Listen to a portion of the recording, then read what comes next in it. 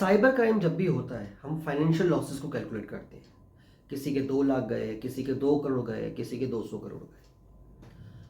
अब सुसाइड और डेथ को भी हमें काउंट करना पड़ेगा और इसके कहीं ना कहीं जिम्मेदार हम सब खुद हैं। हम अवेयर नहीं होना चाहते, हम अपने अंदर के डर को नहीं निकालना चाहते। हमें अगर कॉल आती है किसी की भी रैंडम कॉल, स्ट्रेंजर की कॉल, वो हमें लीगल धमकियां देता है कि आपके अगेंस्ट कोई वारंट इशू हो गया है, लीगल नोटिस इशू हो रहा है। ये सारी चीज़ें जब बोली जाती है ना, तो एक आम इंसान बिल्कुल डरेगा ही डरेगा। बहुत स्वाभाविक सी बात है। मगर अगर आपने थोड़ी सी नॉलेज ले ली कि लीगल अगर आपको धमकियां आ रही हैं, कोई आपके सामने सीबीआई का इंस्पेक्टर बन के आ रहा है, टेलीकॉम अथॉरिटी से कोई बन के आ रहा है, अगर ऐसी कोई चीज़ें कोई इंसान बन के आ रहा है, प्रिटेंड कर रहा है, तो आप उस पर भी कार्रवाइयाँ कर सकते हैं। पहली चीज़, ऐसा कोई सीबीआई ऑफिसर वगैरह आपको कॉल करके लीगल धमकियाँ ये सब चीज़ें नहीं देता है। यही सबसे बड़ा चीज़ है जो अवेयरनेस हमें चाहिए।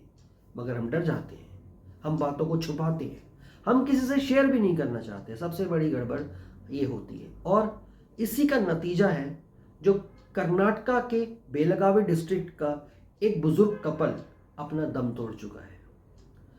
दोनों ने कर लिया है सुसाइड। एक की एज, हस्बैंड की एज 83 के आसपास और वाइफ की 79 के आसपास। दोनों ने अपना दम तोड़ दिया। आज की ये वीडियो हम सभी के लिए एक सबक है कि जब भी ऐसी कोई कॉल आए तो हमें पहले अलर्ट होना चाहिए। हमारे पास लीगल सॉल्यूशंस अवेलेबल हैं, हमें डरना नहीं है। पुलिस वाला हमें कॉल करे, सीबीआई इंस्पेक्टर कोई कॉल करे, या टेलीकॉम अथॉरिटी से कोई कॉल आए, बैंक से कोई कॉल आए, पॉसिबिलिटीज समझ में आ जानी चाहिए कि हमारे साथ फ्रॉड होने जा रहा है, हमारे साथ साइबर फ्रॉड होने जा रहा है। तुरंत 1930 पे कॉल कीजिए। या आपको पहले ये चीज पता करनी चाहिए कि भाई मैंने किया क्या है। आप मुझे मेरा लीगल वारंट वगैरह व्हाट्सएप कीजिए, मैं उसको वेरीफाई करवाऊंगा। इस वीडियो में मैं आपको बताऊंगा उस कपल के साथ क्या हुआ, बुजुर्ग कपल के साथ क्या हुआ, उन्होंने अपना दम क्यों तोड़ा। चलिए वीडियो को शुरू करते हैं और समझते हैं। और इंफॉर्मेटिव वीडियो को इंफॉर्मेशन की तरह ही लीजिए। हमें अपने परिवार को, अपने यार दोस्तों को इन फ्रॉड होने से जरूर बचाना है। हमने एंटरटेनमेंट की दुनिया बहुत देख ली। अगर हम इसको प्रमोट नहीं करेंगे, इस वीडियो को प्रमोट नहीं करेंगे, तो हम जिम्मेदार होते हैं किसी ना किसी के साथ फ्रॉड होने में। हम हर किसी को जा जाके नहीं बता सकते कि तेरे साथ फ्रॉड हो सकता है, ये हो सकता है, वो हो सकता है। बट अगर मैं यहाँ पे वीडियो में प्रेजेंट करके आप लोगों तक इंफॉर्मेशन लेके आ रहा हूँ, तो एटलीस्ट शेयर करके जिम्मेदारी बन जाती है, दूसरे को हम बचा सकते हैं। तो चलिए समझते हैं इस बुजुर्ग कपल के साथ क्या हुआ।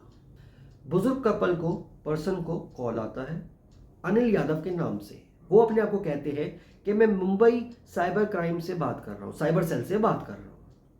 आपकी ये जो सिम है ये इंटरनेशनल क्राइम में पकड़ी गई है।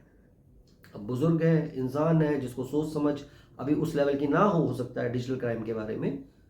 कहता है जी कैसे हुआ, क्या हुआ, वो डिटेल्स पूछने लगते हैं नॉर्मली, जैसे कोई पूछ सकता है।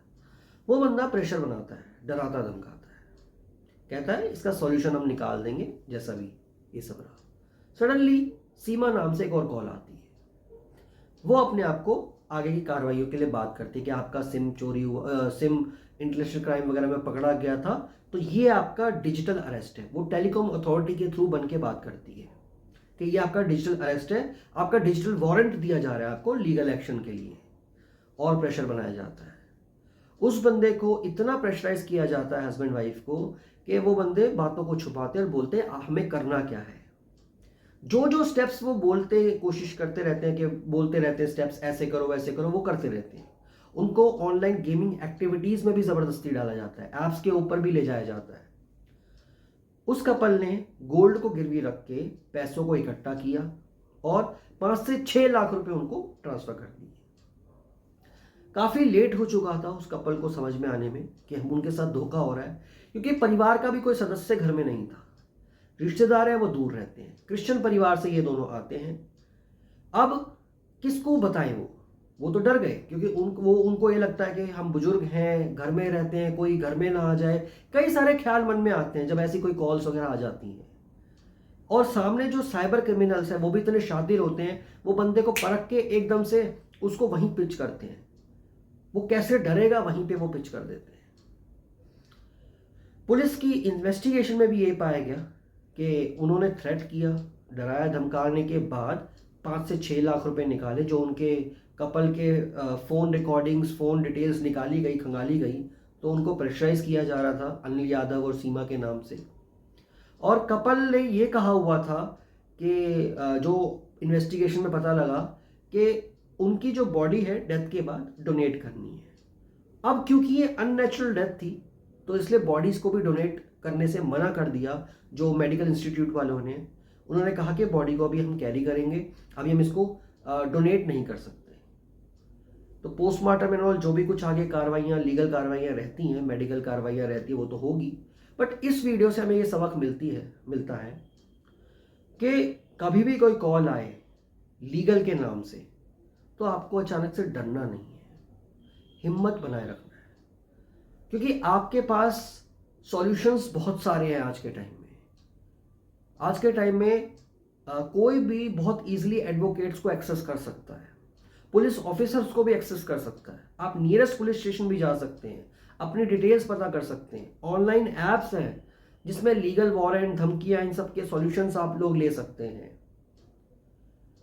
तो उम्मीद करूंगा आप लोग इन सारी वीडियोस को शेयर करके दूसरों को भी बचाने में मेरा सहयोग करेंगे। यही एक मोटिव है इन वीडियोस का। Wish you all the best, bye, take care.